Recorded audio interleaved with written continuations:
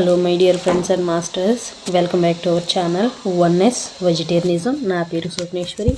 ముందుగా మనందరి గురువు అయిన డాక్టర్ బ్రహ్మర్షి పితామహ పత్రి సార్కి నా యొక్క అనంతకోటి ఆత్మ ప్రణామాలు. సత్యలోకవాసులకి, దివ్యలోకవాసులకి, మహాకారణలోకవాసులకి, నక్షత్రలోకవాసులకి, ఏంజల్స్కి, మహావతార్ బాబాజీకి, బుద్ధ భగవానుడికి, రామ్తా మాస్టర్, మహా ఉపాధ్యాయుడు, మాస్టర్ టీచర్, ఇమోటల్ గురువైన తండ్రికి నా యొక్క అనంత కోటి ఆత్మ ప్రణామాలు.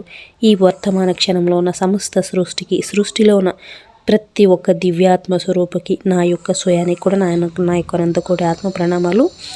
అయితే మనం రోజులాగానే ఈరోజు కూడా ఆత్మల ప్రయాణం స్వాధ్యాయ యోగ చేసుకుంటున్నాం. దానిలో భాగంగా మేడం శాంత మేడం మనకు అజ్ఞానాన్ని షేర్ చేయడానికి మన ముందుకు వస్తున్నారు. మరి శాంత మేడంకి సాదరంగా వెల్కమ్ చేద్దాం masters. Madam welcome. Welcome to our session madam. Over to you madam. Shanta madam. Thank you madam. Thank you so much. ముందుగా మన గురువు గారు అయిన బ్రహ్మర్షి పితామహ పత్రి సార్ గారికి, స్వర్ణమాల పత్రి మేడం గారికి నా ఆత్మ ప్రణామాలు, కృతజ్ఞతలు, ధన్యవాదాలు తెలియజేసుకుంటూ విశ్వంలోని గురువులందరికీ కూడా నా ఆత్మ ప్రణామాలు, కృతజ్ఞతలు. అలాగే వన్నెస్ వెజిటేరియనిజం టీవీ వ్యవస్థాపకురాలైన స్వప్నేశ్వర్ మేడం గారికి అనంత కోటి ప్రణామాలు, కృతజ్ఞతలు, ధన్యవాదాలు తెలియజేసుకుంటూ నాకు జన్మనిచ్చిన తల్లిదండ్రులకు, నాకు ఎంతగానో సహకరిస్తున్న నా కుటుంబ సభ్యులకు, అలాగే ఈ వర్తమాన క్షణంలోని విశ్వానికి, నా స్వయానికి కూడా కృతజ్ఞతలు తెలియజేసుకుంటూ ఆత్మల ప్రయాణం అనే పుస్తకం చదువుతున్నానండి. సహకరిస్తున్న మీ అందరికీ కూడా నా అనంత కోటి ధన్యవాదాలు. Thank you.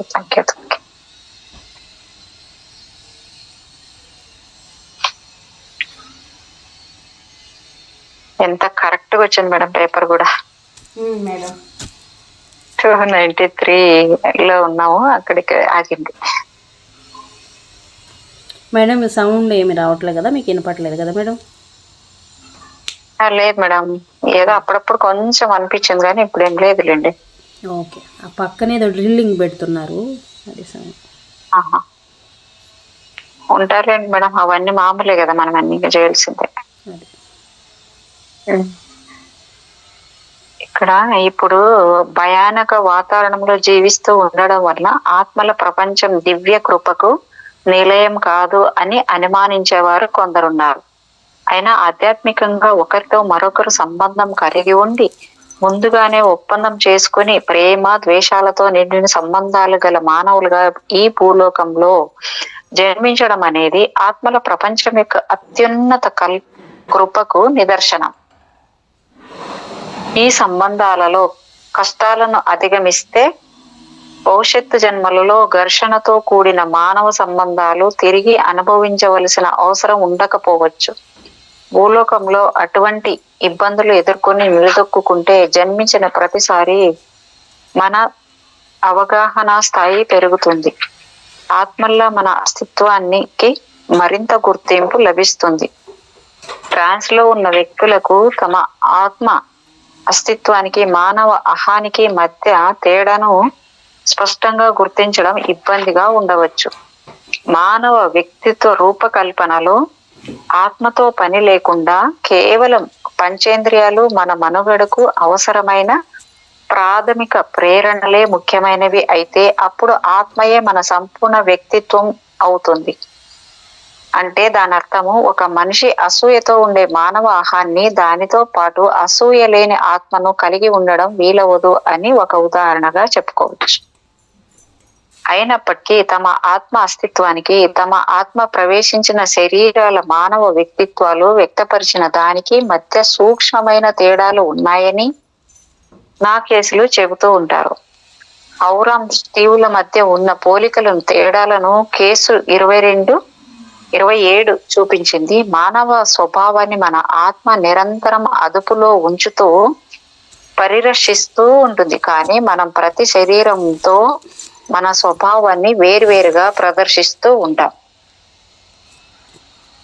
నా సబ్జెక్టులు తమ స్వభావంలోని లోపాలు సరిచేసుకోవడానికి తమ ఆత్మలు ఒక నిర్దిష్టమైన పద్ధతులలో అభివృద్ధి సాధించడానికి తగిన మానవ స్వభావాలు గల జన్మలను ఎంచుకుంటాయి.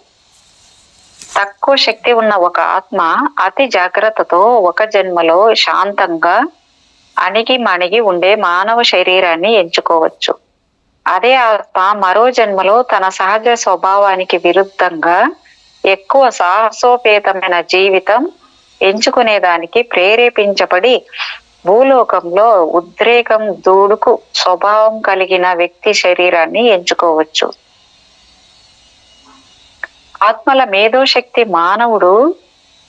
మానవుడి మెదడు కణాలతో మేలు కలయిక చెందడం ద్వారా అవి మానసిక కానుకలను ఇచ్చిపుచ్చుకుంటాయి.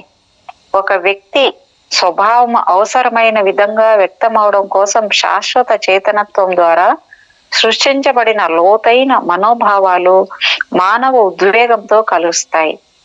జీవిత అనుభవాలకు అనుగుణంగా మనం మన స్వభావాన్ని మార్చుకోవలసిన అవసరం లేదు. కేవలం ఈ సందర్భాలలో మనం నెగిటివ్ గా స్పందించే తీరు మార్చుకుంటే చాలు. మానవ అహంపై పరమాత్మ తత్వపు అహం ప్రతిబింబించి జీవితాంతం దాని ద్వారా పనిచేయడమే జ్ఞానోదయం అని ఆసియాలోని బౌద్ధులు. ప్రాథమిక స్థాయి, మధ్యస్థ స్థాయి, పురోగతి సాధించిన ఆత్మల స్థాయిలకు సంబంధించిన అధ్యాయాలలో ఆత్మ పరిపక్వతను గురించి ఉదాహరణగా కొన్ని కేసుల గురించి చెప్పాను. తాము ఆశ్రయం పొందిన శరీరాలలో ఆత్మలు తమదైన అహాన్ని ప్రదర్శిస్తాయని, అవి ఆ శరీర పనితీరు మీద బలమైన ప్రభావం చూపుతాయనిపిస్తుంది. అయినా కేవలం ప్రవర్తనను బట్టే తొందరపడి ఆత్మ పరిపక్వతను పూర్తిగా నిర్ణయిస్తే దానిలో ఎన్నో లోపాలు ఉంటాయి. కొన్ని జన్మలలో తమ శక్తిని పూర్తిగా వినియోగించకుండా కొంత దాచి ఉంచుకోవడం ఆత్మల రూపకల్పన విధానంలో ఒక భాగంగా ఉంటుంది. ఒక్కొక్కసారి పురోగతి చెందిన ఆత్మ సైతం ప్రత్యేకంగా అందరి దృష్టిని ఆకర్షించడం కోసం ఒకానొక శరీరంతో ఒక నెగటివ్ స్వభావాన్ని కూడా ఎంచుకుంటుంది. ఆత్మ ఒక జన్మలో ఏ వ్యక్తిని ఆశ్రయించి తన జీవితాన్ని గడపాలని ఆత్మ కోరుకుంటుందో ఆ వ్యక్తిని ఎలా ఎంచుకుంటుందో మనం చూసాం. అలాగని ఆత్మకు ఆ శరీరం మీద పూర్తి ఆధిపత్యం ఉంటుందని కాదు. కొన్ని విపరీత పరిస్థితుల వల్ల ఒక మనిషి తీవ్రమైన అంతర్గత సంఘర్షణతో సతమతం అవుతున్నప్పుడు ఆత్మ ఆ మానవ మనస్సును నియంత్రించలేక ఆ వ్యక్తి ప్రవర్తన సహజంగా ఉండకపోవచ్చు. ఆత్మ ఎల్లప్పుడూ మానవుడిని మనస్సుతో మమేకమై ఉండలేదు లేదా దానిని నియంత్రించలేదు అనడానికి ఇదొక నిదర్శనం. నిలకడలేని మానవ భావోద్వేగాలలో ఎలా మునిగిపోతాయో, దానివల్ల మరణించే సమయానికి అవి కలుషిత ఆత్మల్లా ఎలా తయారవుతాయో నేను ఇంతకు ముందే వివరించాను. మనం మన భౌతిక శరీరాల మీద విపరీతంగా వ్యామోహం పెంచుకున్నా లేదా జీవితంలో ఊగిసలాడే భావోద్వేగాల వలయంలో చిక్కుకుపోయినా తన బాహ్య శరీరం వల్ల ఆత్మ తప్పుదారి పట్టగలదు. ఆత్మ ఎప్పటికీ మానవ శరీరంతో పూర్తిగా విలీనమైపోయి ఉండదు అని. మానవుడికి 2 మేధస్సులు ఉంటాయని చరిత్రలో చాలా మంది గొప్ప తత్వవేత్తలు విశ్వసిస్తారు. మానవుడికి ఐడియాలు, ఊహలు ఆత్మ నుండి ఉద్భవించి అతడి మెదడుకు ఒక ఉత్ప్రేరకంలాగా పనిచేస్తాయని నేను అనుకుంటాను. ఆత్మలు లేకుండా మనకు వివేచన శక్తి ఎంత ఉంటుందో తెలుసుకోవడం అసాధ్యం. కానీ ఆత్మతో సంబంధం మనిషికి అవి అంతర్దృష్టిని, సూక్ష్మ ఆలోచనను కలిగిస్తాయని నాకు అనిపిస్తుంది. వారసత్వము, వాతావరణ నిబంధనలకు లోబడి మానవునికి ఒక మెరుగైన వాస్తవత్వాన్ని ప్రసాదించేదిగా ఆత్మను నేను పరిగణిస్తాను. ఆత్మతో సంబంధం లేకుండా ప్రతి మానవుడి మెదడు మౌలికమైన మేధస్సు, కొత్త వాటిని సృష్టించే శక్తి వంటి జీవ సంబంధమైన లక్షణాలకు ఆశ్రయం ఇస్తుంది అనడం వాస్తవం అయితే, అప్పుడు మన శరీరం ఎంపిక గురించి ఒక ప్రశ్న తలెత్తుతుంది. తమ సొంత అభివృద్ధికి అనుగుణంగా ఉండే మేధోపరమైన సామర్థ్యాలు కలిగిన శరీరాలను ఆత్మలు ఎంచుకుంటాయా? ఉదాహరణకు, పురోగమించిన ఆత్మలు ఎక్కువ మేధస్సు కలిగిన మానవ మెదడుల పట్ల ఆకర్షింపబడతాయా? నా క్లయింట్లు విద్యాపరంగా సాధించినది గమనిస్తే అపరిపక్వ స్థాయికి చెందిన ఆత్మ తక్కువ సహజ జ్ఞాన సామర్థ్యం గల శరీరాల పట్ల ఆకర్షింపబడతాయే తప్ప అంతకంటే మరెలాంటి పరస్పర సంబంధము ఇక్కడ లేదని తెలిసింది. మానవుని మేధస్సు కేవలం చైతన్యం యొక్క ఒక ధర్మం మాత్రమే, అది యథార్థ జ్ఞానానికి మూలం కాదు అని కాంట్ అనే తత్వవేత్త వ్రాసాడు. ఎంచుకున్న శరీర తత్వంతో సంబంధం లేకుండా ఆత్మలు మానవుని మనస్సు ద్వారా తమ ప్రత్యేకతను ప్రదర్శిస్తాయి. ఒక వ్యక్తి మేధా సంపన్నుడు అయి కూడా తన చుట్టూ ఏం జరుగుతూ ఉంది అన్న ఆతృత లేకపోవడం వల్ల కొత్త పరిస్థితుల్లో ఇమడలేకపోవచ్చు.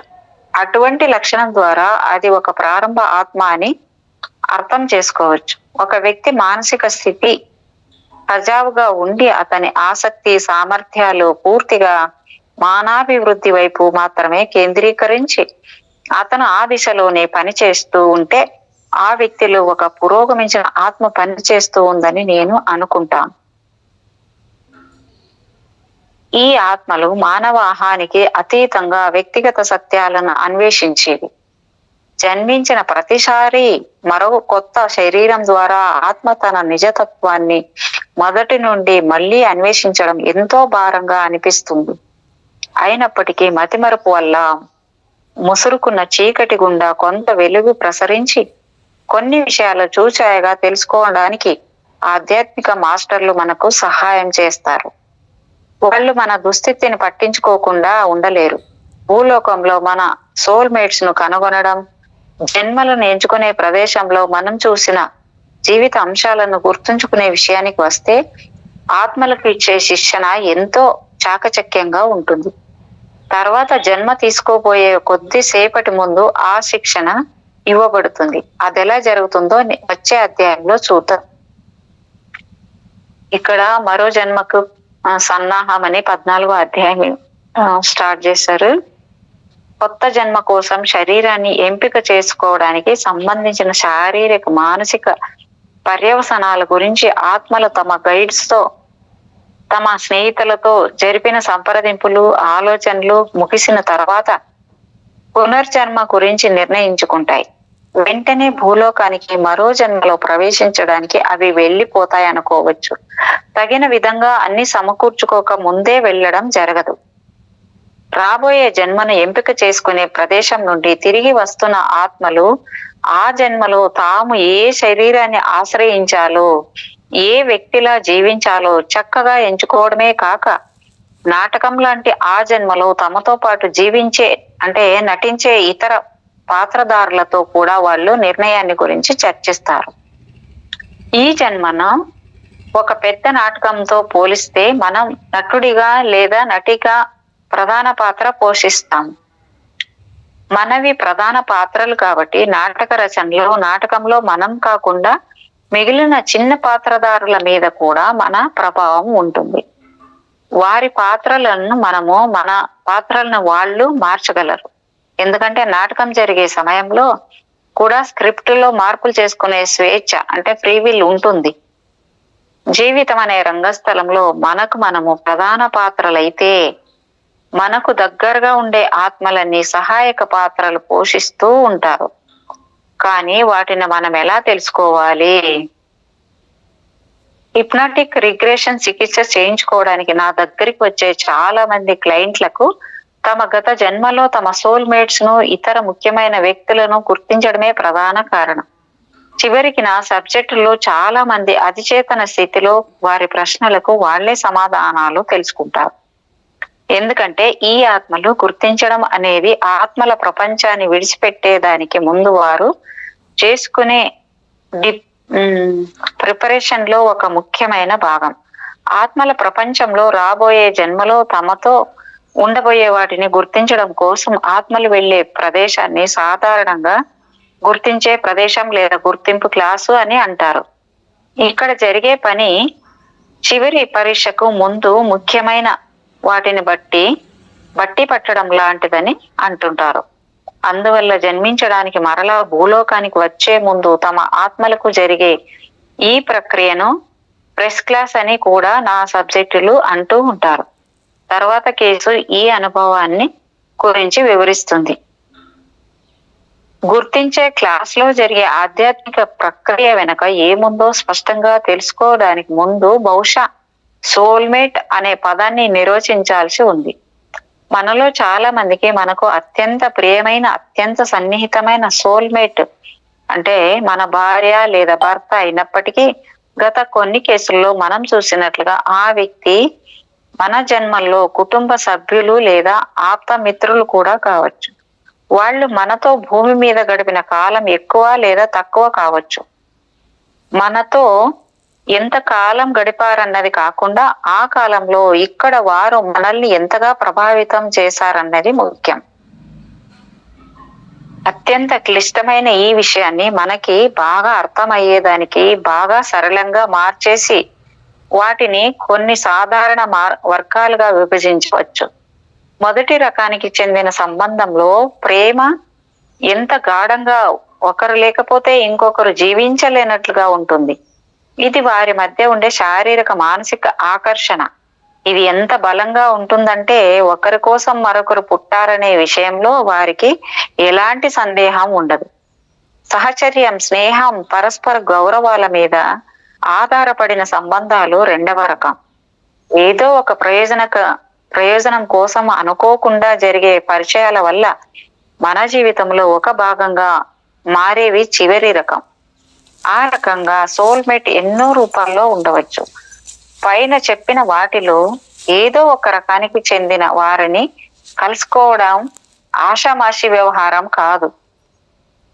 వివిధ పరిస్థితుల్లో మీకు సహాయపడుతూ మీ నుంచి సహాయం తీసుకోవడం ద్వారా మాత్రమే పరస్పర లక్ష్యాలను ఎంచుకోవడానికి ఉద్దేశించబడిన వారే సోల్మేట్స్. స్నేహితులు, ప్రేమికుల విషయానికి వస్తే మనతో సంబంధం ఉన్న ఆత్మలను గుర్తించడం మన అత్యున్నత చేతనత్వం నుండే వస్తుంది. శారీరకంగా, మానసికంగా ఇది అంతుబట్టని ఒక అద్భుతమైన అనుభవం. ప్రస్తుత భూలోకంలో కూడా మనకు పరిచయం ఉన్న వారు మనకు ఆత్మలుగా తెలిసిన వారే కావచ్చు. కానీ వారు భౌతిక రూపంలో ఉండడం వల్ల మనం వారిని గుర్తుపట్టలేకపోవచ్చు. అటువంటి వారితో సంబంధం ఏర్పరచుకోవడం ఆహ్లాదకరంగా ఉండవచ్చు లేదా ఇబ్బందికరంగా కూడా ఉండవచ్చు. మానవ సంబంధాల నుండి మనం నేర్చుకోవలసిన అంతా ఒకటే. మన ఆనందాన్ని పూర్తిగా వేరొకరి నుండి పొందాలని ఆశించకుండా వ్యక్తులను యథాతథంగా అంగీకరించడం. నా క్లయింట్లు చాలా మంది తమ మానవ సంబంధాలు ఎంతో గందరగోళంగా, తీవ్రమైన బాధను కలిగించే విధంగా ఉండడంతో వాళ్ళు తమతో ఉన్న వ్యక్తి బహుశా తన సోల్మేట్ కాదేమోనన్న అనుమానంతో నా దగ్గరికి వస్తుంటారు. మనందరికీ కర్మ సంబంధమైన పాఠాల వల్లనే హృదయం అనుభవించవలసిన ఎన్నో కష్టాలు, బాధాకరమైన అనుభవాలు ఉద్దేశపూర్వకంగానే కలుగుతాయని గుర్తించలేరు. ఆ పరీక్షలు తరచుగా అత్యంత కఠినంగా, బాధాకరంగా ఉంటాయి. మన జీవితాల్లో ఎటువంటి పరిస్థితిలోనైనా మానవ సంబంధాలు అత్యంత ముఖ్యమైనవి. మీ జీవితంలో సరైన సమయంలో, సరైన చోట మీ జీవితానికి అర్థాన్ని ఇచ్చే వ్యక్తిని తొలిసారి కలుసుకున్నప్పుడు మీకు ఏమనిపించింది? అది యాదృచ్ఛికంగా జరిగిన సంఘటన అనిపించిందా, లేక మీ మనస్సును వెనక్కి లాగుతూ ఉండే మర్చిపోలేని ఒక జ్ఞాపకమా? ఇప్పుడు పాఠకుడిని అటువంటి ఒక వ్యక్తిని తొలిసారి కలిసిన జ్ఞాపకాన్ని గుర్తు తెచ్చుకోమని అడుగుతున్నాను. అది స్కూల్లో జరిగిందా? అతడు మీ పొరుగింట్లో ఉండేవాడా? అంటే ఆమె అతడిని మీరు పనిచేసే చోట కలిశారా? ఎవరైనా వారిని మీకు పరిచయం చేశారా? లేదా మీరు అనుకోకుండా కలిసే అవకాశం వచ్చిందా? ఆ క్షణంలో మీకేమనిపించింది? గతంలో అనుకోకుండా జరిగిన కలయికకు సంబంధించిన మీ తీపి జ్ఞాపకాల్లో జోక్యం చేసుకుని వాటిని పాడు చేయడం నాకు ఇష్టం లేదు. కానీ ఈ కీలకమైన కలయికలకు అవకాశం, యాదృశ్చికం, ప్రేరణ, ఉద్వేగం లాంటివి వర్తించవు. అనుకోకుండా కలిసినందువల్ల వాటిలో ఉండే మాధుర్యం అంటే రొమాన్స్ ఏమాత్రం తగ్గదు. ఇక సోల్మేట్స్ విషయానికి వస్తే భూమి మీద ఎక్కడో ఉన్న తమ సొంత వాళ్ళని కనుగొనడానికి చాలా కాలం ఎంతో దూరం ప్రయాణించి కలుసుకున్న హృదయాలను కదిలించేసే కథలను నేను విన్నాను. భూమి మీదకు రాగానే మనకు ఆ వచ్చే మతిమరుపు వల్ల ముఖ్యమైన వారిని కలుసుకోవడం కష్టమైపోవచ్చు. మనం ఒకానొక సందర్భంలో దారి తప్పి ఆ అవకాశాన్ని చేజార్చుకోవద్దు. ఏది ఏమైనప్పటికీ అనుకోకుండా జరిగే ఇటువంటి పొరపాట్లను సరిదిద్దుకోవడానికి తగిన ముందస్తు ఏర్పాట్లు కూడా ఉంటాయి. ఆ ఇక్కడ కేసు నెంబర్ 28 డాక్టర్ గారు అడుగుతున్నారు. భూలోకంలో మరోసారి జన్మించడానికి ఆత్మల ప్రపంచాన్ని విడిచిపెట్టే సమయం దగ్గర పడిందా? సబ్జెక్టు అవును, బయలుదేరబోతున్నాను. డాక్టర్ గారు జన్మలను ఎంపిక చేసుకున్న ప్రదేశాన్ని విడిచిపెట్టిన తర్వాత వచ్చే జన్మలో నువ్వు ఎవరిలా జన్మిస్తావో భూలోకంలో ఏ ఏ వ్యక్తులతో కలిసి ఉంటావో అనే దాని గురించి నీ ఆత్మ మనస్సు ఒక నిర్ణయానికి వచ్చిందా? సబ్జెక్టు అవును, అన్ని ఇప్పుడు అర్థం అవడం మొదలయ్యింది. డాక్టర్ గారు ఒకసారి ఎంపిక చేసుకున్న తర్వాత జన్మించే కాలాన్ని శరీరాన్ని మార్చుకోవాలనుకుంటే కుదురుతుందా? సబ్జెక్ట్ నిట్టూర్చి వీలవుతుంది. అంతకు ముందు ఒకసారి నేను అలా చేశాను.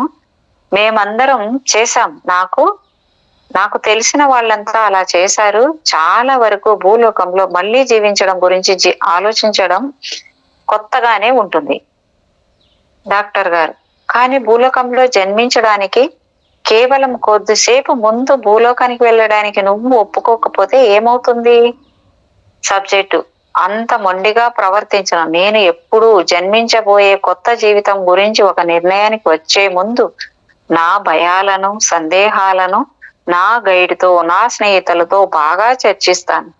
భూలోకానికి వెళ్ళడానికి ఎప్పుడు ఇష్టపడమో మా గైడ్స్ కు బాగా తెలుసు. కానీ ఈసారి నేను నిర్ణయం చేసుకున్నాను.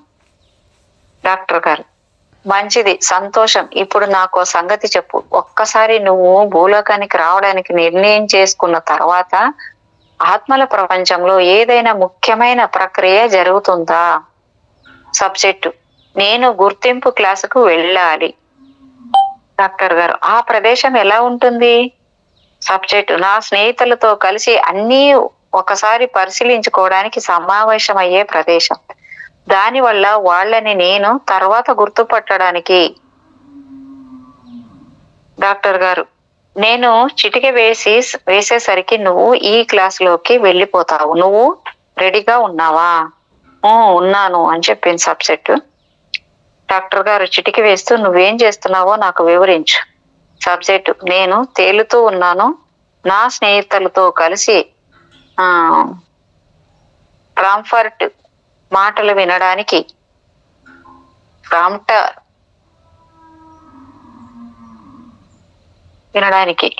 డాక్టర్ గారు నీ వెంటే నేను కూడా రావాలనుకుంటున్నాను. కానీ నువ్వు నా కళ్ళతో చూడాలి. అది నీకు సరేనా? సబ్జెక్టు అలాగే, కానీ మనం కొంచెం తొందరగా వెళ్ళాలి. డాక్టర్ గారు ఈ ప్రదేశం నీకు ఎలా కనిపిస్తూ ఉంది?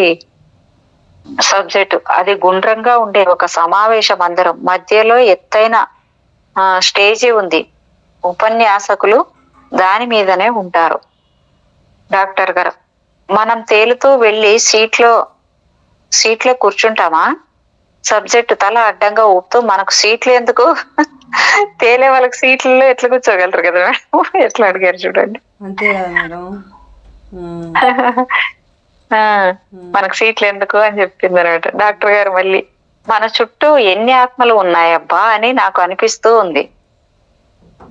సబ్జెక్ట్ సుమారు 10 నుంచి 15 మంది ఉంటారు.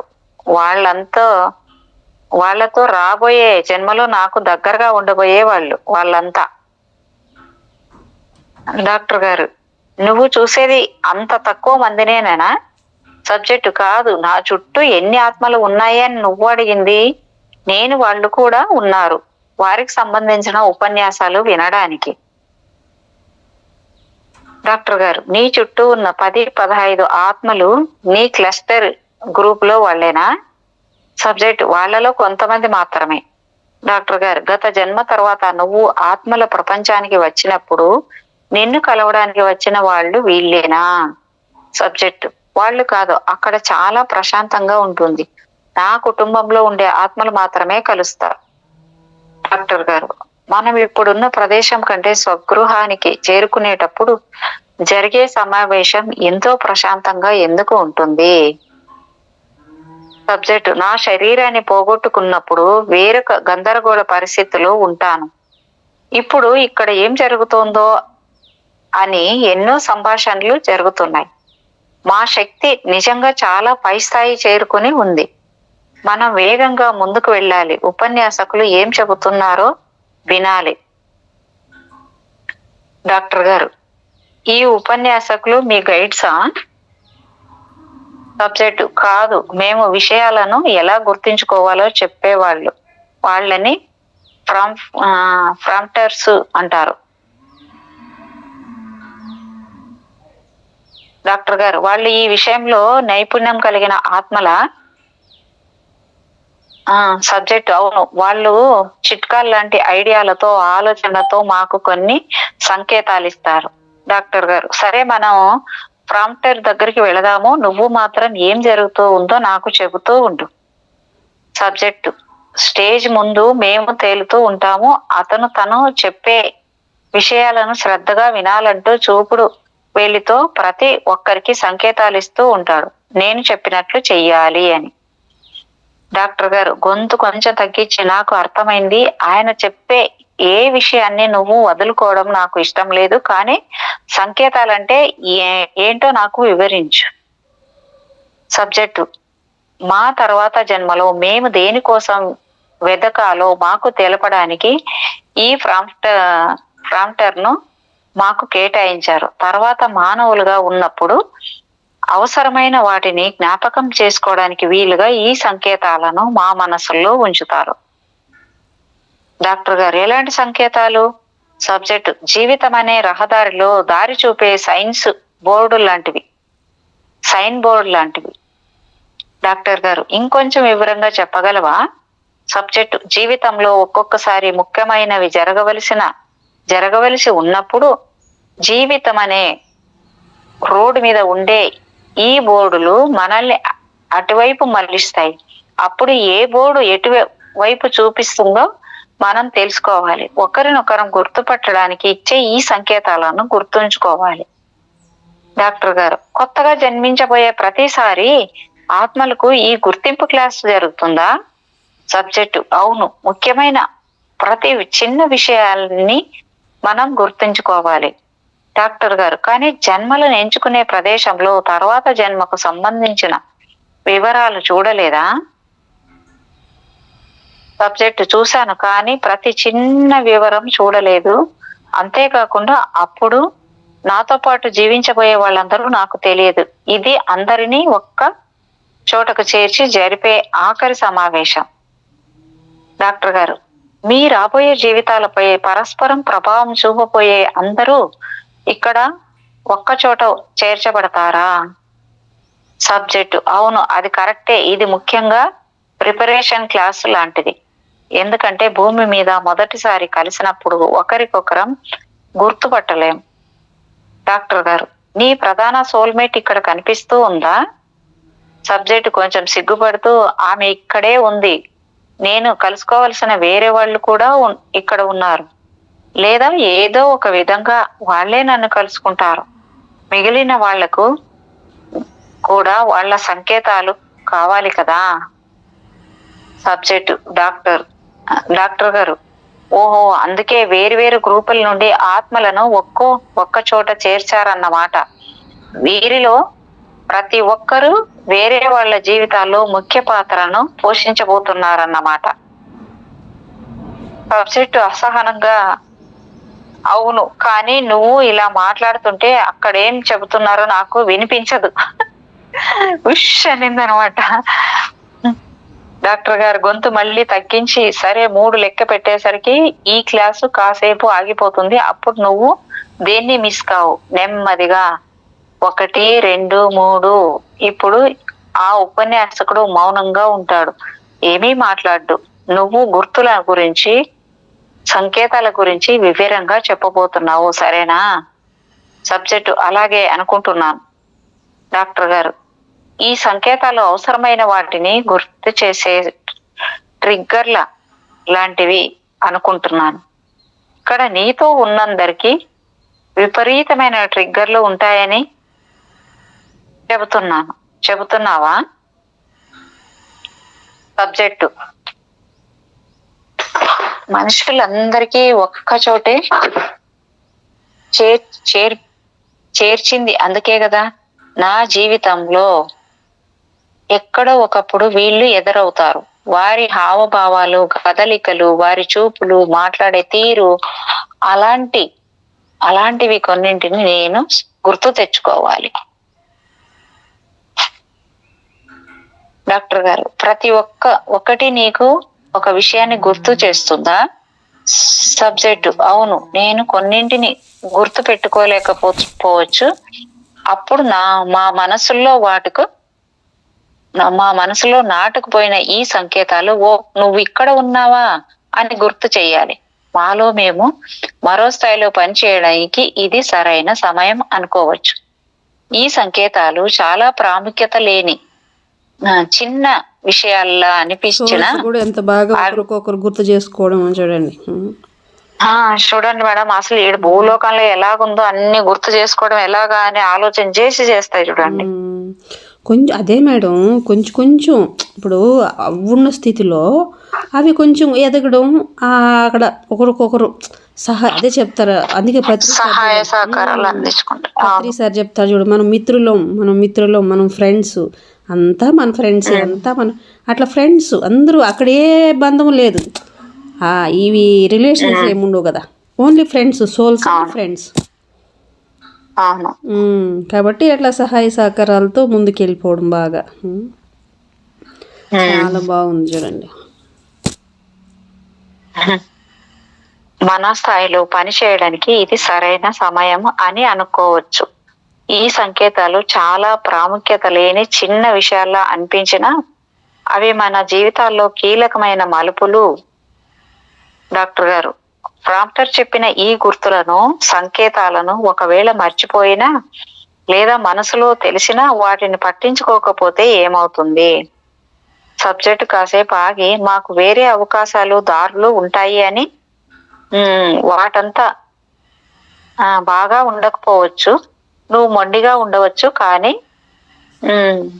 మాట్లాడడం ఆపేశాడు అక్కడికి. డాక్టర్ గారు, కానీ ఏమిటి? సబ్జెక్టు: నిశ్చయంగా ఈ క్లాస్ అయిపోయిన తర్వాత సాధారణంగా ముఖ్యమైన సంకేతాలను మేము మర్చిపోతాం. డాక్టర్ గారు, మనకు భూమి మీద అవసరమైన వాటిని గైడ్స్ సూటిగా ఎందుకు ఇవ్వరు? అన్నింటినీ గుర్తు పెట్టుకోవడానికి ఈ డొంక తిరుగుడు గుర్తులు, సంకేతాలు ఎందుకు? సబ్జెక్ట్: ముందుగా ఏమీ తెలుసుకోకుండానే మనం భూలోకానికి వెళ్ళాలి.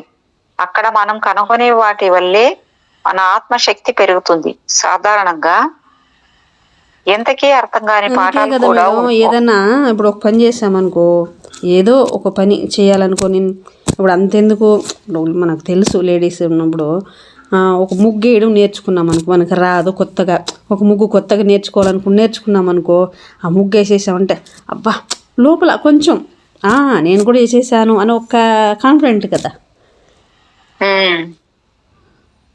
అట్లా అవును మేడం, నిజంగా అంటే ఎంత అద్భుతంగా ఉందో సబ్జెక్ట్ మాత్రము. ఒక్కొక్క పాయింట్ తెలుస్తుంటే భూలోకం కన్నా అక్కడ ఏవి ఉండవు కదా, అన్ని సహకరించుకోవడాలనేవి ఎక్కువ ఉంటాయి అక్కడ.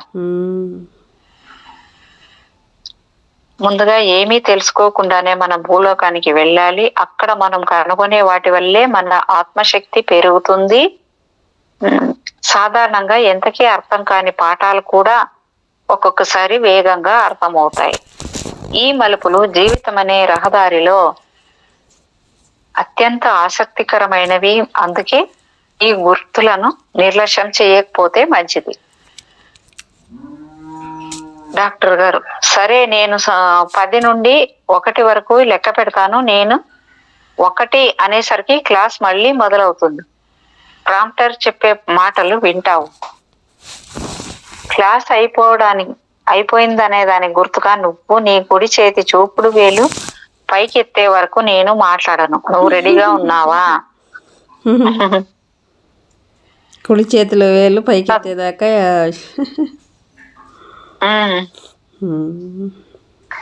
సబ్జెక్ట్ సరే అని చెప్పింది అనమాట. నేను అంకెలు లెక్క పెట్టడం అయిపోయిన 2 నిమిషాలకు నా క్లయింట్ తన తెలివి వేలిని పైకెత్తాడు. అంటే ఆత్మల ప్రపంచంలో టైం ని భూలోకంలో టైంతో పోల్చి చూడడం ఎంత అర్థరహితమో చెప్పడానికి ఇది ఒక చిన్న ఉదాహరణ. డాక్టర్ గారు, అది ఎంతోసేపు పట్టలేదే. సబ్జెక్ట్ లేదు, చాలాసేపు పట్టింది. ఉపన్యాసకుడు మా అందరితో చాలా చెప్పవలసి వచ్చింది.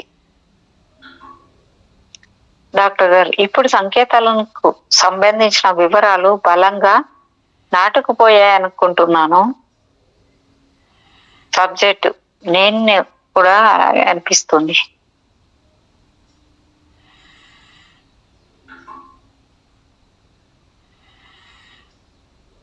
అలాగే అనుకుంటున్నాను. డాక్టర్ గారు, సరే అయితే క్లాస్ ముగించే సమయంలో నీకు చివరిగా చెప్పిన సంకేతం గురించి చెప్పు. సబ్జెక్ట్ కాసేపు ఆగి వేలాడే ఆభరణం అంటే వెండి నెక్లెస్ మా వీధిలో వెళుతూ ఉండే ఒక ఆమె మెడలో ఉంటుంది. దాన్ని నేను నాకు 7 ఏళ్ల వయస్సు ఉన్నప్పుడు చూస్తాను. ఆమె ఎప్పుడూ దాన్ని ధరించి ఉంటుంది. డాక్టర్ గారు, ఈ వెండి ఆభరణం నీ జ్ఞాపకానికి ఒక ట్రిగ్గర్ ఎలా అవుతుంది? సబ్జెక్టు, అది ఎండలో ప్రకాశిస్తుంటుంది. నన్ను ఆకర్షించడానికి నేను ఖచ్చితంగా గుర్తుంచుకోవాలి. డాక్టర్ గారు, ఇక్కడ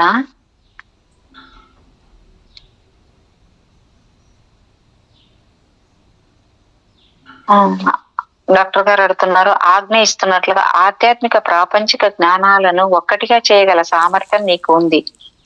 అంటే నా చేతిని సబ్జెక్టు నుదుటి మీద ఉంచుతూ, ఈమె నువ్వు తెలుసుకోవలసిన ముఖ్యమైన ఆత్మ ఎందుకయింది?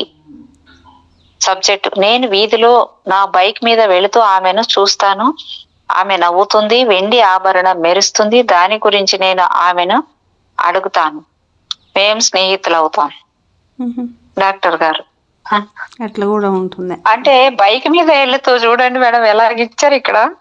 అంటే చిన్న చిన్న గిల్లి కజ్జాలు అంటాం కదా, చిన్న చిన్న ఇప్పుడు ఏదో అంటే ఓ టీనేజ్లో వయసులో ఉన్నోళ్ళు ఎట్లా ఆడతారు అట్లాగా ఆడపోతూ ఉంటే నేను బండి మీద పోతాను, ఆడొస్తే చూస్తాను, తొంగి చూస్తాను, ఆడ వేసుకుంటుంది, అలా ఉంటుంది. ఇలాగా ఒక చిన్న చిన్న మెమరీస్ అనమాట, అనుభూతులు అవన్నీ.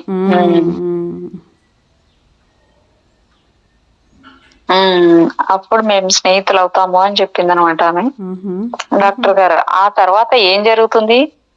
సబ్జెక్ట్ ఏదో కోల్పోయినట్లు మేము విడిపోయేదానికి కేవలం కొద్దిసేపు ముందు ఆమె గురించి నాకు తెలుస్తుంది. అయినా అది చాలు.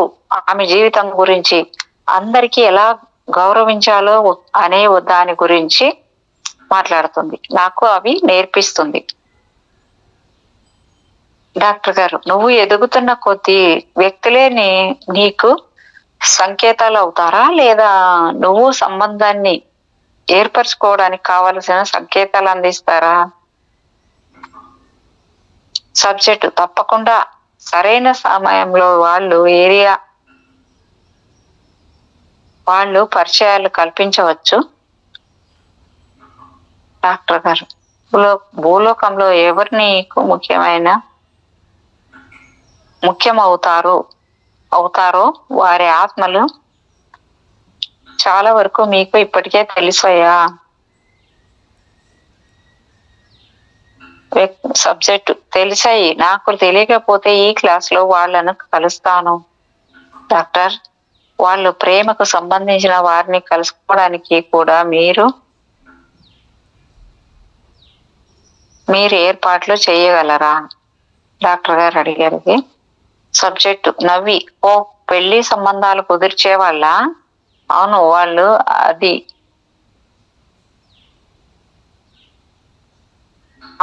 అవి కూడా ఏర్పాటు చేస్తారు. కానీ ఆ మీటింగులు స్నేహం కోసం, జీవితంలో ఎదగడానికి సహాయపడగలిగే వారికి ఒక చోట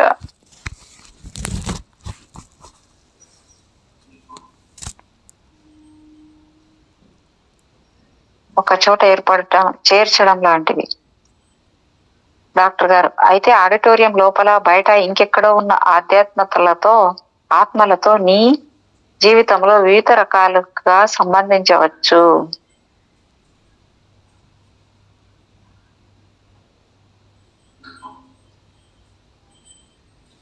సంబంధాలు ఏర్పరచవచ్చా అంటే సబ్జెక్ట్ హుషారుగా అవును ఏర్పరచుకోవచ్చు. నా బేస్ లాంటి ఆమె నా బేస్బాల్ టీంలో ఉన్న కుర్రాడితో నేను స్నేహం చేయబోతున్నాను. మరొకడు వ్యవసాయంలో భాగస్వామి. ఆ తర్వాత స్క్రీన్ లో జీవితాంతం నాతో ఉండబోయే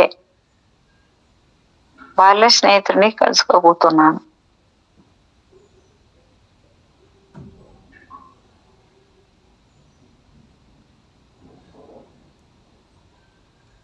డాక్టర్ గారు, వ్యాపారం,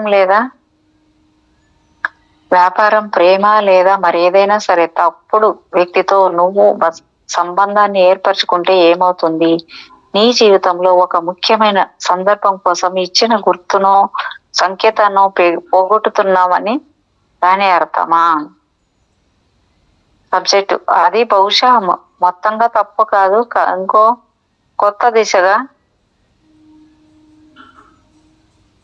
కొత్త దిశగా వెళ్ళేటప్పుడు మొదట్లో వచ్చే ఒక కుడుపు లాంటిది కావచ్చు. డాక్టర్ గారు, సరే, ఈ ప్రెస్ క్లాస్ నుండి నువ్వు గుర్తుంచుకోవాల్సిన అత్యంత ముఖ్యమైన గుర్తు ఏమిటి?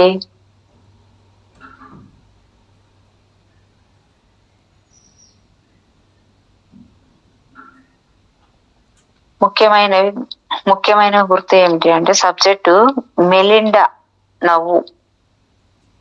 డాక్టర్ గారు, మిలిండా ఎవరు? సబ్జెక్ట్, నా కాబోయే భార్య. డాక్టర్ అంటే ఆడ భార్య నెచ్చుకొని వచ్చి ఎంత బాగా చెప్పుకుంటున్నారు చూడండి, మనం కథ చెప్పుకున్నట్టు సినిమాలో. డాక్టర్ గారు, ఆమె నవ్వు గురించి నువ్వు ఏం గుర్తు తెచ్చుకోవాలి? సబ్జెక్ట్, మేము కలిసినప్పుడు ఆమె నవ్వుతూ ఉంటుంది. ఆ నవ్వు చిన్న గజ్జెల శబ్దంలా, చైమ్స్ శబ్దంలా వినిపిస్తూ ఉంటుంది. నిజానికి అది ఎలా ఉంటుందో నేను సరిగ్గా వర్ణించలేను. ఆ తర్వాత మేము మొదటిసారి డాన్స్ చేసినప్పుడు ఆమె పూసుకున్న సెంటు, ఎంతో పరిచయం ఉన్న సువాసన, ఆమె కళ్ళు. డాక్టర్ గారు మళ్ళీ అడుగుతున్నారు, నీ భార్య కోసం నీకు నిజానికి ఒకటి కంటే ఎక్కువ సంకేతాలే ఇచ్చారన్నమాట.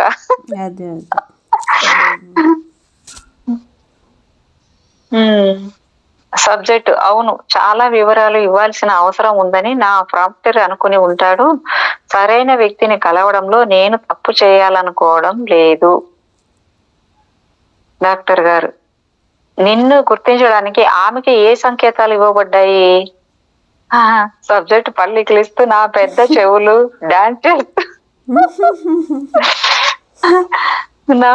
చెవులు డాన్స్ చేస్తూ ఆమె కాలి వేళ్లను తొక్కడము. అయ్యప్ప, మేము మొదటిసారి ఒకరినొకరు పట్టుకున్నప్పుడు మాలో కలిగే అనుభూతి. నేత్రాలే హృదయ గవాక్షలు అనే పాత సామెత ఒకటి ఉంది. అంటే మన ఆత్మకు కళ్ళే కిటికీలు అని అర్థం. భూలోకంలో జీవిత భాగస్వాములు అంటే సోల్మేట్స్ కలిసిన చాలా వరకు చూడండి, మీరు కళ్ళలోకి చూడలేరు, మనుషులు కళ్ళలోకి చూసి మాట్లాడలేరు చూడండి. అవును, అంటే మనకి ఇప్పుడు పెళ్లి చేసేటప్పుడు వాళ్ళ కళ్ళలోకి చూడాలంటే కూడా భయమో, ఆ సిగ్గు, అదేంటో మేడం అట్లుంటది కదా. అది వేరే విషయం మేడం. పెళ్లి చేసేప్పుడనే కాదు, ఇప్పుడు ఒక మనిషి ఏదైనా మాట్లాడేటప్పుడు కళ్ళలోకి చూసి మాట్లాడలేరు. అంటే ఇప్పుడు సపోజ్ నేను వస్తాను మేడం, ఇప్పుడు మీరున్నారు మేడం, మీరు వస్తారని అడిగారు, సరే మేడం వస్తానని నేను మీ కళ్ళలోకి చూసి చెప్పలేను అనమాట. అర్థమవుతుందా కదా మీకు?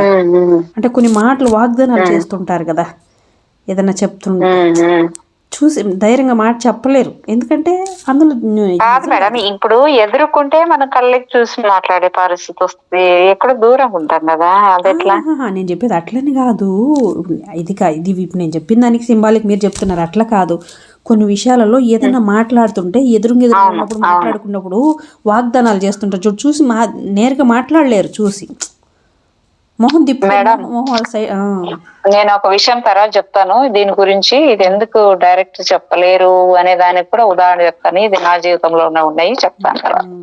గ్రూప్ లో దీంట్లో పెట్టేది వద్దు, ఓ అట్లా. చెప్తాను. అదే. అంటే నేత్రాలే హృదయ గవాక్షలు అనే పాత సామెత ఒకటి ఉంది. అంటే మన ఆత్మకు కళ్ళే కిటికీలు అని అర్థం. భూలోకంలో భాగస్వాములు అంటే సోల్మేట్స్ కలిసినప్పుడు శారీరకమైనవి ఏవి అంత ఎక్కువ ప్రభావం చూపించవు. ఇక ఇంద్రియాల విషయానికి వస్తే, గత అధ్యాయంలో నేను చెప్పినట్టు ఆత్మలు అలాంటి జ్ఞాపకాలను శబ్దాలు, వాసనల రూపంలో తమలో పొందుపరుచుకుంటాయి. భావి జీవితాల్లో గుర్తుపట్టడానికి ఇచ్చే సంకేతాలలో ప్రాంప్టర్స్ ఇంద్రియాలన్నింటినీ ఉపయోగించవచ్చు. ఆత్మలను గుర్తించే క్లాస్ లో ఉన్నప్పుడు నేను మధ్యలో మాట్లాడడం తనకు కొంచెం ఇబ్బందిగా ఉందని కేసు నెంబర్ 28 చెప్పడం మొదలు పెట్టింది. ఆడిటోరియం మధ్యలో ఉన్న స్టేజీ, అంటే కొందరు దీన్నే వేరే పేర్లతో కూడా పిలుస్తారు, స్టేజీ చుట్టూ తేలుతూ ఉన్న అతని దృష్టిని మరింత శక్తివంతం చేశాను. సూచనలు తీసుకోవడానికి, తన స్నేహితులతో మాట్లాడడానికి నా సబ్జెక్టులో ఇంకొంత సమయం ఇచ్చాను.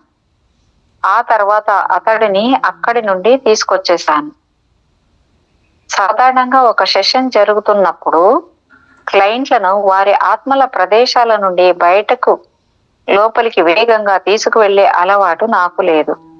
అలా చేయడం వల్ల వారి ఏకాగ్రతకు విషయాలను తిరిగి బాగా గుర్తు తెచ్చుకోవడంలో ఇబ్బంది కలుగుతుందని నేను గుర్తించాను.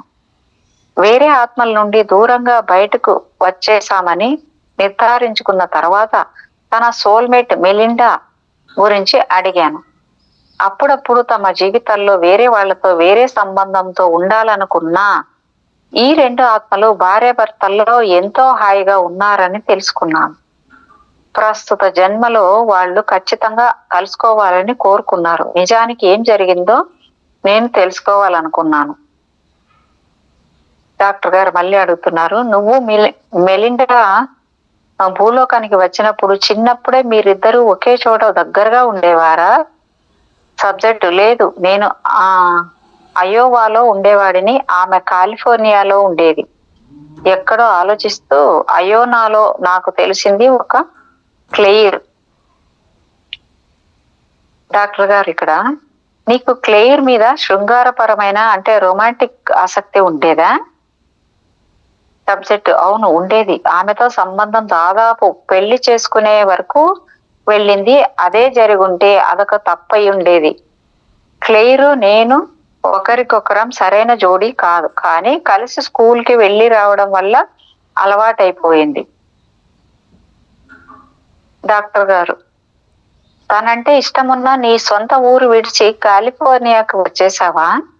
సబ్జెక్ట్: అవును, వచ్చేసాను. నేను వెళ్ళడం క్లెయిర్కు ఇష్టం లేదు, కానీ మా పొలాన్ని ఇంటిని వదిలేసి మరొక ప్రాంతానికి వెళ్ళిపోవాలని మా తల్లిదండ్రులు నిర్ణయించుకున్నారు.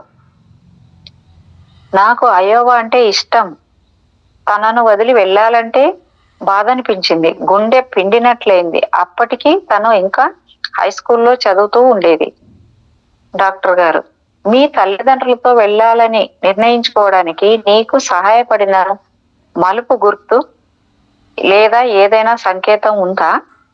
సబ్జెక్టు నిట్టూర్చి, మా అక్క నాకు ఎర్ర జెండా ఊపింది. మా తల్లిదండ్రులు వెళ్ళాలనుకుంటున్న సిటీలో నాకు మంచి అవకాశాలు లభిస్తాయనే నమ్మకాన్ని కలిగించింది.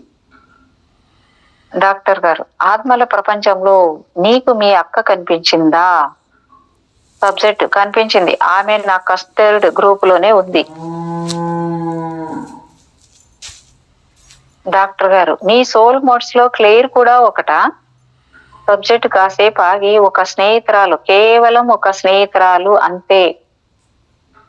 డాక్టర్: క్లెయిర్ ను వదిలి వెళ్ళిపోవడం నీకు బాధగా అనిపించిందా? సబ్జెక్ట్: అవును, ఆమె నాకంటే ఎక్కువ బాధపడింది. హై స్కూల్లోనే మేమిద్దరం ఆకర్షితులమయ్యాం. ఈ ఆకర్షణకు మానసిక సంబంధం ఏమీ లేదు. భూలోకంలో ఎవరితో ఏం చేయాలో తెలుసుకోవడం చాలా కష్టం. సెక్స్ ఒక పెద్ద ఉచ్చు. మాకు ఒకరంటే ఒకరికి బోర్ కొట్టుండేది. డాక్టర్ గారు, మెలిండాపై ఉన్న ఆకర్షణకి క్లేర్ పై ఉన్న ఆకర్షణకి మధ్య ఏమైనా తేడా ఉందా? సబ్జెక్ట్ కాసేపు ఆగి, మెలిండా నేను కలిసి డాన్స్ చేస్తున్నప్పుడు ఆమె శరీర ఆకర్షణ చాలా చాలా బలంగా ఉండింది. నేను కూడా ఆమెకు నచ్చాను అనుకుంటాను. అంతేకాదు, మేమిద్దరం ఇంకేదో బలమైన అనుభూతి చెందాము. డాక్టర్ గారు, భూలోకానికి వచ్చిన తర్వాత మీరిద్దరు ఒకరికొకరు ఆకర్షించుకోవాలనే ఉద్దేశంతో ఆత్మల ప్రపంచంలోనే కావాలని ఆడ మగ శరీరాలను ఎంచుకున్నారా? సబ్జెక్టు తలూపుతూ, కొంతవరకు అది నిజమే, కానీ భూలోకంలో ఎందుకు ఆకర్షితులయ్యామంటే మేము ఎలా కనిపించవలసి ఉందో అనే జ్ఞాపకం మా మనస్సుల్లో నిశ్చిత్తమై ఉంది కాబట్టి.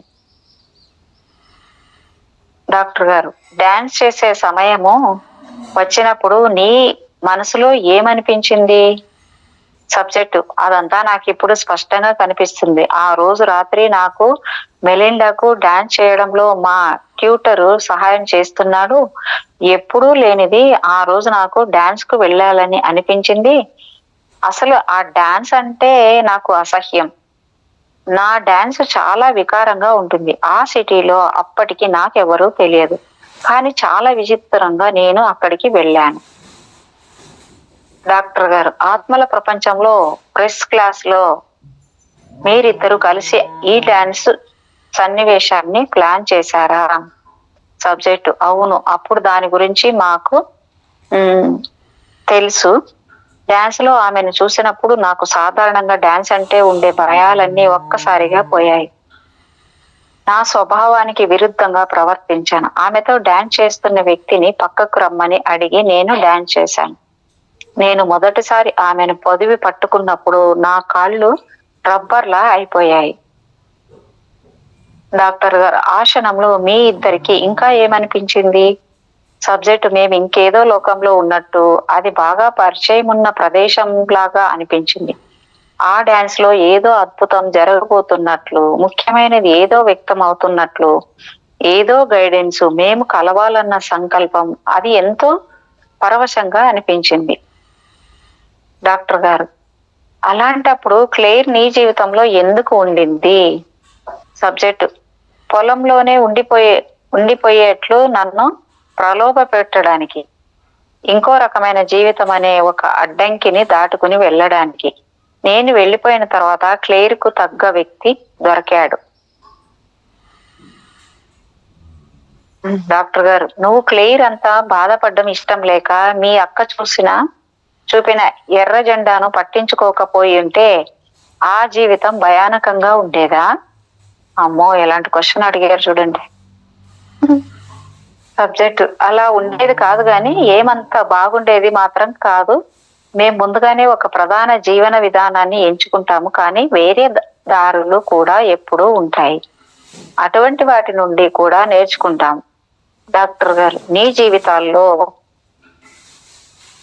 ఎప్పుడైనా తప్పులు చేసావా? జన్మను ఎంచుకునే ప్రదేశంలో లేక ప్రెస్ క్లాస్ లో నువ్వు చూసిన వివరాలు తగినంత లోతుగా నాటుకోనందువల్ల నువ్వేమైనా తప్పుడు నిర్ణయాలు తీసుకున్నావా? అంటే సరిగా ఆలోచించకుండా మరో సిటీకి వెళ్ళిపోవడం, కలవాల్సిన వ్యక్తిని కలవకుండా,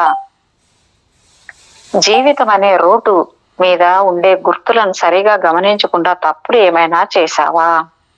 సబ్జెక్టు చాలాసేపు ఆగి, సంకేతాలు ఉన్నాయి, కానీ ఒక్కొక్కసారి నా ఇష్టాలని నేనే కాదనుకుంటాను.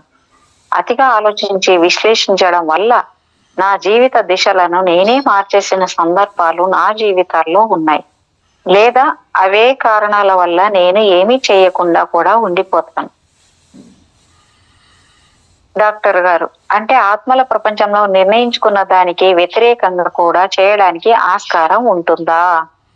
సబ్జెక్ట్, ఉంటుంది, కానీ అంత బాగా పని చేయకపోవచ్చు. కానీ ఎర్ర జెండాలను పట్టించుకోకుండా పక్కన పెట్టేసే హక్కు మనకు ఉంటుంది.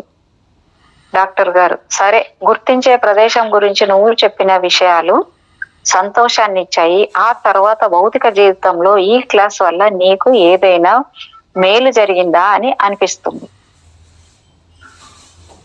సబ్జెక్టు ఎక్కడ నుండో మాట్లాడుతున్నట్లు, అవును, మేలు కలిగింది. జీవితంలో ఒక్కొక్కసారి ఏ మలుపు తీసుకోవాలో తెలియక తికమక పడుతున్నప్పుడు ఇంతవరకు ఎలా ఉన్నాను, ఇక మీదట ఎలా ఉండాలి, ఎటు వెళ్ళాలి అనే దాంతో పోల్చుకొని ఊహించుకుంటే నేనేం చేయాలో నాకు తెలిసిపోతుంది. జీవితంలో నాకున్న అనుభవంతో, ఇక్కడ డాక్టర్ గారు చెప్తున్నారు, జీవితంలో నాకున్న అనుభవంతో ఆత్మల ప్రపంచంలో గుర్తించడానికి మనకిచ్చే ఈ సంకేతాల గురించి మాట్లాడగలను. నా కాబోయే భార్యను గుర్తించడానికి నాకు అలాంటివి 3 గుర్తులు ఇవ్వబడ్డాయి. నేను యుక్త వయసులో ఉన్నప్పుడు ఒకసారి లుక్ మ్యాగజైన్ పేజీలో తిరిగేస్తూ ఉన్నాను. దాంట్లో హ్యామిల్టన్ రిస్ట్ వాచీల అడ్వర్టైజ్మెంట్ ఒకటి కనిపించింది. అందులో దట్టమైన జుట్టుతో తెల్లటి బట్టల్లో మెరిసిపోతూ ఉన్న ఒక అమ్మాయి ఫోటో ఉంది. ఎగ్లీకి అనేది ఆ అడ్వర్టైజర్మెంట్ కార్టూన్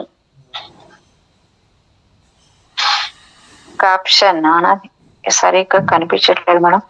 ఆ అమ్మాయి తన కాబోయే భర్త నుండి ఏదో గిఫ్ట్ తీసుకున్నట్లు ఊహల్లో ఉందా అనిపించేట్లు ఉంది. అది చూడగానే నాకు ఏదో తెలియని వింత అనుభూతి కలిగింది. ఆ పేరు, ఆ రూపము నేనెప్పుడు మర్చిపోలేదు. నా 21వ పుట్టినరోజున నాకు చాలా ఇష్టమైన ఆంటీ ఒక ఆమె అటువంటి వాచీని గిఫ్ట్ గా ఇచ్చింది. కొన్నేళ్ల తర్వాత ఫీనిక్స్ లో గ్రాడ్యుయేట్ కాలేజీలో చదువుతున్నప్పుడు ఒకరోజు లాండ్రీలో నా తెల్లటి బట్టలు ఉతుక్కుంటూ ఉన్నప్పుడు హఠాత్తుగా తెల్లని బట్టల్లో కనిపించిన అమ్మాయిని కలవాల్సిన సమయం ఇదే అని మనస్సులో బలంగా అనిపించింది. అదే నా మొదటి సంకేతం. దాన్ని పట్టించుకోకుండా ఉండాలని ప్రయత్నించిన ఆ అడ్వర్టైజ్మెంట్ లో చూసిన అమ్మాయి రూపం నా మిగిలిన అన్ని ఆలోచనలను పక్కకు నెట్టేసింది. నేను నా హ్యామిల్టన్ వాచి వైపు చూశాను. ఇప్పుడే వెళ్ళు అనే ఏదో ఒక ఆదేశంలా అనిపించింది. పిచ్చి పట్టినట్లు నేను ఆ సిటీలో ఉన్న ఒక పెద్ద హాస్పిటల్ కు వెళ్ళి ఆ పేరు, ఆ పోలికలు ఉన్న అమ్మాయి ఎవరైనా ఉన్నారా అని అడిగాను. మేడం, అలాంటి అమ్మాయి ఉందని. మేడం, ఇప్పుడు చదివేది ఆ పేపర్ ఎండ్ అయ్యింటి, అక్కడికి ఆపుతాము. ఓకే మేడం, అయిపోయింది మేడం. ఇక్కడ ఫస్ట్ దే అయిపోయింది, ఇంకా ఫస్ట్ పేరా అయిపోయింది, ఇక్కడ ఆపేద్దామా? Okay okay madam. Thank you madam. Okay madam, thank you madam, thank you so much madam. మీకు నా హృదయపూర్వకమైన కృతజ్ఞతలు. Thank you masters. మీ అందరూ కూడా పేరు పేరున నా హృదయపూర్వకమైన కృతజ్ఞతలు masters. Thank you madam, thank you so much madam.